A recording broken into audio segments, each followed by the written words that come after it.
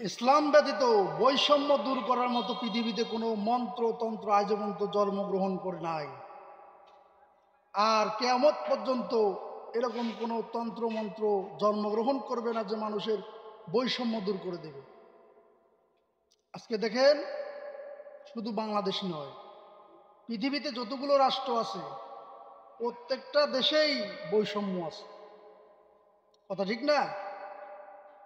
বাংলাদেশের হিসাবটাই করেন, রেলগাড়ির জন্য রেল মন্ত্রী আছে,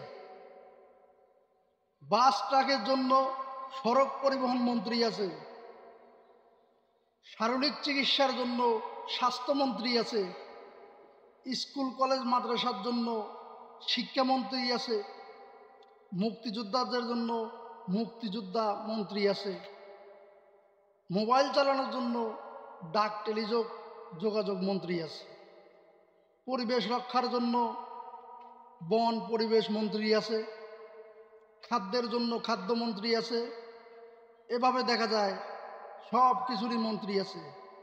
কিন্তু বাংলাদেশের একটা সেক্টর, সেটা হচ্ছে 3 চাকার শ্রমিক যারা, তাদের জন্য পৃথিবীর কোনো দেশে আজ পর্যন্ত কোনো মন্ত্রী বরাদ্দ হয় নাই।